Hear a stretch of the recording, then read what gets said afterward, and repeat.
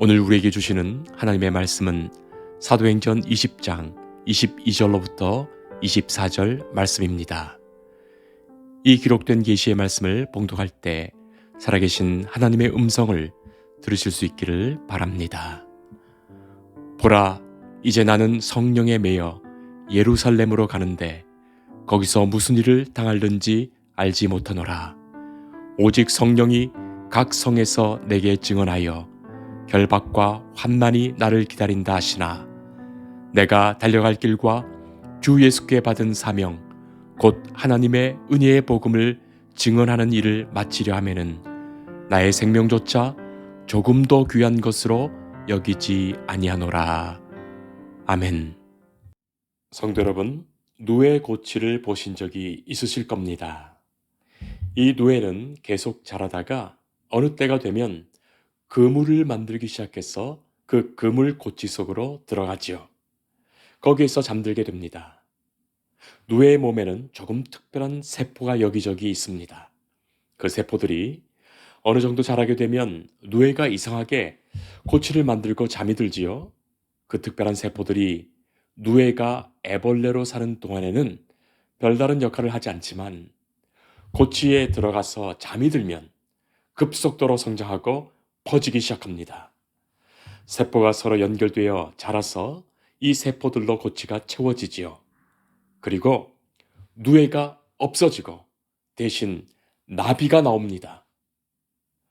우리는 애벌레가 변해서 나비가 되는 것으로 생각하지만 더 자세히 관찰해 보면 이 벌레 안에 있었던 이 특별한 세포가 누에를 다 잡아먹고 마침내 새로운 존재인 나비의 몸을 만들어서 그 누에 고치를 뚫고 나와 하늘을 날게 되지요. 꼬물꼬물 기어다니던 누에가 완전히 새로운 존재로 만들어져서 하늘을 나는 존재가 되는 과정이지요. 오늘은 성령 강림 주일입니다. 예수님이 부활하신 후에 제자들과 함께 계시다가 승천하시면서 아버지께서 약속하신 것을 기다리라 말씀하셨지요? 아직은 아니다 하신 것이에요. 너희 뜻대로 너희의 생각대로 될 것이 아니라는 그 분명한 말씀입니다. 기다려야 했습니다. 그러나 때가 오면 반드시 주께서 이미 제자들의 마음속에 하나님의 말씀, 복음 넣어주셨고 그 증거를 확신하게 하셨으며 그 믿음을 주셨기에 이제 성령께서 임하시면 하나님의 사람들을 전적으로 변화시켜 주실 것입니다. 그때를 기다려야 했습니다. 오직 성령이 너희에게 임하시면 하셨던 그 말씀대로 오순절이 이르렀을 때 이 제자들과 성도들이 함께 모여 기도하는 그곳에서 성령께서 강하게 임하셨고 그들의 마음이 뜨거워졌고 영적인 큰 변화를 받게 됩니다. 바로 그 역사로부터 교회가 태동하지요. 하나님의 교회가 서게 된 것입니다. 세상만을 바라보며 살던 사람들이 이제 하늘을 바라보게 되었고 하나님 나라의 복음을 위하여 살게 됩니다.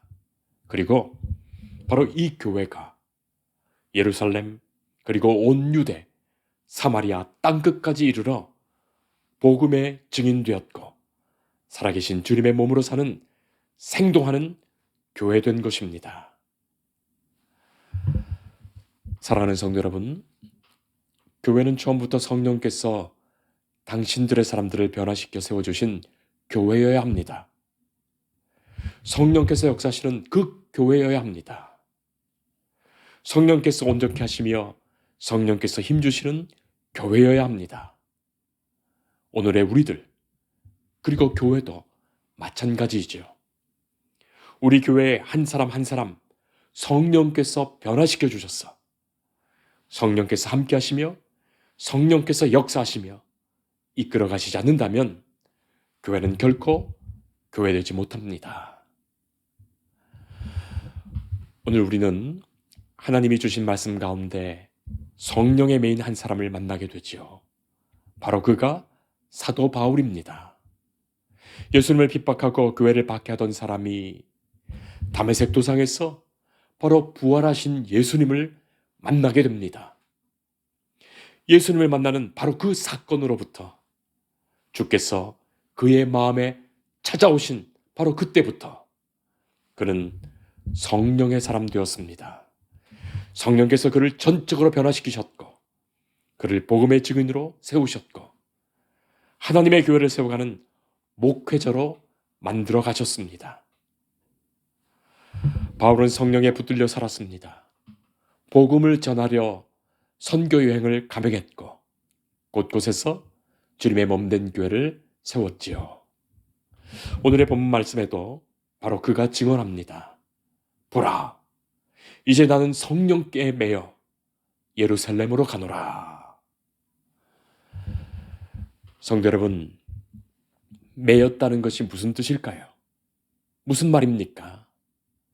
매였다는 것은 꽁꽁 묶였다는 뜻입니다. 꼼짝하지 못하도록 완전히 사로잡혔다는 뜻입니다. 밧줄로 꽁꽁 묶여서 죄인을 끌고 갈 때, 전쟁의 포로로 포박되어서 끌고 갈 때, 그때 사용하는 바로 그 표현이죠. 자, 그러니 오직 성령께서 사용하시는 도구로 성령께서 사용하시는 그 뜻대로 쓰일 수밖에 없는 것입니다. 그러니 이 강제적인 역사에 자기 자신을 온전히 맡길 수밖에 없습니다. 그러나 바로 그것이 감사와 은혜요 기쁨이 되는 역설이 바로 여기 있습니다. 하나님께서 나를 사용하시고 나를 이끌어 가시고 나와 함께 하심에 그 감사와 은혜와 기쁨이 여기에 있죠. 성도 여러분, 생각해 보세요. 세상에 강제로 내게 행하는 그 일에 있어서, 강제되어 행하는 일에 있어서 기뻐할 수 있다니 무슨 말입니까? 아니, 세상에 어느 누가 자신을 포박하여 강제로 시켜서 행하는 그 일, 강제로 부리는 그 일을 좋아한단 말입니까? 그러나 바로 여기에 신비로운 하나님의 역사가 있습니다. 하나님의 주도적인 역사가 있습니다.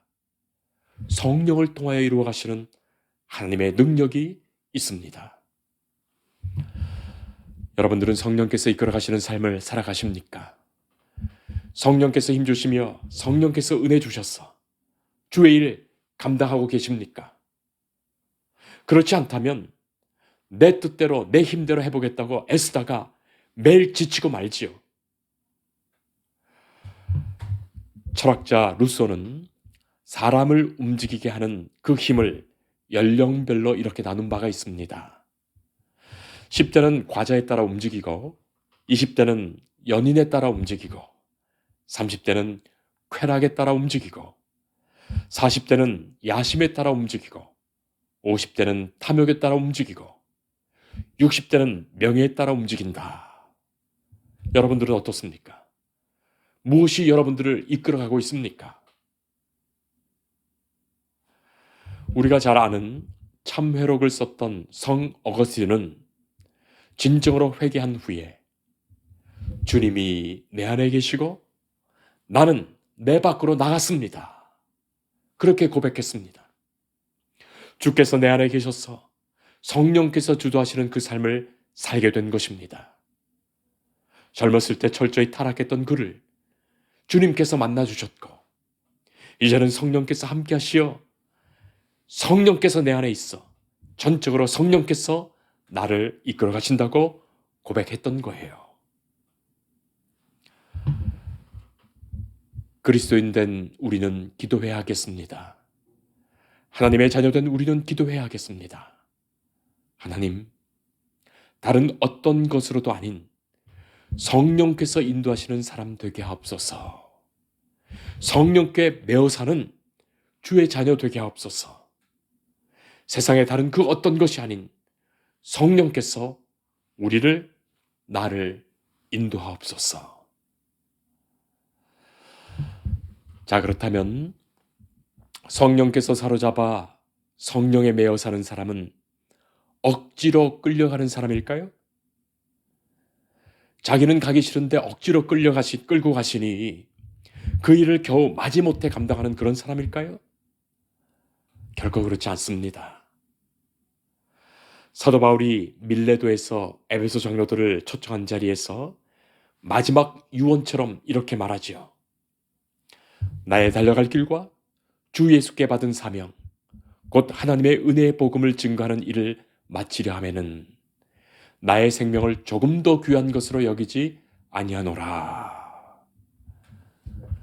사도 바울은 성령께서 매어 이끌고 가시는 바로 그 길을 사명으로 알아 달려갔습니다. 달려가야 할 바로 그 길로 표현했습니다. 주께서 사명 주시어 감당하라고 주신 그 길이기에 그 길을 달려갔고 그 길을 마치기까지 자신의 생명을 조금도 아끼지 않았고 그 일에 충성하였다고 고백합니다. 사랑하는 성도 여러분, 생각해 보세요. 만약에 사도 바울이 바로 이 일이 조금도 내키지 않았고 감당하기 싫은 일이었고 가기 싫은데 억지로 하나님이 성령에 매어서 끌고 가신 일이라면 그런 결코 달려가지 않았을 것입니다. 도살장으로 끌려가듯 억지로 질질 끌려가면서 왜 이러시냐고 항의했을 것입니다. 단장의 미아리 고개라는 노래의 가사를 여러분 들어보셨을 것입니다. 철사줄로 두 손 꽁꽁 묶여서 뒤돌아보고 또 돌아보고 맨발로 절며절며 끌려가는 것, 그것 아니겠습니까? 억지로 끌려가는 거예요. 그래서 한마는 미아리 고개, 눈물 고개라 하죠. 가기 싫은 길 억지로 끌려가는 것입니다.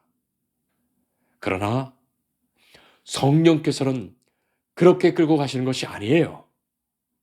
성령의 메인 것은 그런 것이 아닙니다. 성령께서 그 일 감당하도록 힘 주시고 능력 주시고 은혜 주시고 기쁨 주십니다. 그래서 그 일 감당하는 것이 감사되게 하십니다. 은혜 되게 하시는 거예요. 복되게 하십니다. 우리는 이것을 잊지 말아야 하겠습니다. 지금 사도 바울은 예루살렘으로 가고 있지요. 성령께서 바울에게 이 길을 사명으로 주셨지요. 사도 바울은 그 길을 갑니다. 달려갑니다. 달려간다는 것은 그냥 걷는 정도가 아니지요. 최선을 다하는 거예요. 열심히 간다는 것입니다. 실제로 우리가 성경 말씀을 보면 사도 바울의 선교 여정은 달려서 가는 길이었습니다. 물론 지금에야 교통이 좋아서 비행기를 타고도 가고 기차를 타고 여객선 타고 자동차 타고 심지어는 오토바이, 자전거라도 타고 가지요. 그런데 당시 사도 바울은 일행들과 오직 두 다리로 걸어가고 달려가는 길밖에 없었습니다. 배를 타더라도 무슨 여객선이 있어서 타고 간 것 아니지요. 짐을 싣고 사람들이 노를 저어서 가는 그런 목선뿐이었습니다. 길이란 것도 바르지 않습니다. 포장된 길이 아니에요. 거친 길, 들길, 비탈길, 그야말로 길도 아닌 길을 가야 했습니다. 그런데도 사도 바울은 그 길을 조금도 마다하지 않았습니다. 그리고 적극적으로 달려갔던 거예요. 오늘 본문 우리가 말씀을 읽는 이 말씀 읽기 전에 13절로부터 16절까지 드로아에서 밀레도까지 가는 여정이 그려져 있는데 이 거리가 얼마나 될까요? 바울이 드로아로부터 출발한 것은 월요일 아침입니다. 자, 그렇게 보면 월요일 아침에 출발해서 밀레도에 도착한 것은 15절 보면 금요일 정도가 됩니다. 정말로 강행군이었습니다. 이 총 길이가 280에서 300km 정도가 될 것입니다. 자, 이것이 어떻게 실제적으로 가능했는지 모릅니다. 제 생각에는 한 달 정도 걸릴 거리 같은데 말이죠. 성인이 한 시간에 약 4km를 걷는다면 사도 바울은 4박 5일 동안 하루 14시간 이상씩 걸어간 거예요. 그야말로 달려간 것입니다. 왜 그렇게 달렸을까요? 16절 말씀 보면 하루라도 빨리 예루살렘으로 가기 위해서였어요. 될 수 있는 대로 오순절 안에 가기 위해서 급히 서둘렀던 겁니다. 그것은 바로 이 일을 자신의 사명으로 확신하고 있었기 때문이에요. 자기에게 주어진 사명의 길을 충성된 마음으로 가기 위해서 육신의 최선을 다했던 것입니다. 정성 다했던 거예요. 그때만 그 일은 사명자의 길 되는 것입니다. 자신의 생명조차도 조금 더 귀한 것으로 여기지 않았고 그것을 감당하기 위해 달려갔던 것입니다. 바로 여기에 사도 바울의 사명자로서의 모습이 있지요. 사도 바울은 그렇게 주의 일을 감당했습니다. 18절 말씀 보면 사도 바울은 이렇게 말합니다. 내가 항상 여러분 가운데서 어떻게 행하였는지 여러분들이 아십니다. 사도 바울이 어떻게 목회했고 어떤 마음으로 그 목회를 감당했는지 여러분들이 아신다. 얼마나 귀한 말입니까? 사실 목회자가 목회할 때 사람들이 조금 더 알아주지 않아서 오직 하나님만이 제 마음 아십니다 하면서 눈물의 목회를 할 때가 참으로 많은데 사도 바울은 참으로 좋은 교인들 만난 거예요. 특별히 그 자리에 찾아온 장로들에게 여러분들이 아신다고 말할 수 있었으니 얼마나 좋은 교인들이었는지 그들의 생각만 해도 가슴이 벅차오릅니다. 사도 바울의 목회가 어떠했습니까? 곧 모든 겸손과 눈물이며 유대인의 간계로 말미암아 당한 시험을 참고 주를 섬긴 것과 유익한 것은 무엇이든지 공중 앞에서나 각 집에서나 꺼리낌 없이 여러분에게 전하여 가르치고 유대인과 헬라인들에게 하나님께 대한 회개와 우리 주 예수 그리스도에 대한 믿음을 증언한 것이라. 사랑하는 성도 여러분, 사도 바울의 목회는 한마디로 겸손과 눈물의 목회였습니다. 사람에게 겸손하며 하나님 앞에서 눈물 흘렸던 목회였습니다. 얼마나 많은 어려움이 있었겠습니까? 그리고 얼마나 많은 시험이 있었겠습니까? 사도 바울의 목회는 진주와 같은 목회였습니다. 진주는 눈물이 만들어낸 보석이죠. 바울이 예루살렘에 가면 무슨 일을 당할는지 다 알지 못합니다. 오직 성령이 각성해서 내게 증언하여 결박과 환난이 나를 기다린다고 알게 하셨습니다. 자, 그렇다면 인간적으로 생각할 때 예루살렘에 가지 않으면 그만이죠. 일부러 굳이 이방인 동역자들을 데리고 유대교의 본산인 예루살렘으로 가야 할 필요가 없었던 거예요. 그러나 바로 이 일은 성령께서 주도하신 일이었습니다. 사도 바울을 통하여 예루살렘으로 들어가게 하시고 앞으로 이루어 주실 그 일이 기다리고 있었기 때문이에요. 물론 그것이 구체적으로 무엇인지 모르지만 다만 보라, 나는 성령에 매여 예루살렘으로 가노라 고백합니다. 성령에 매여 오직 성령에 매여서 주의 일을 감당했습니다.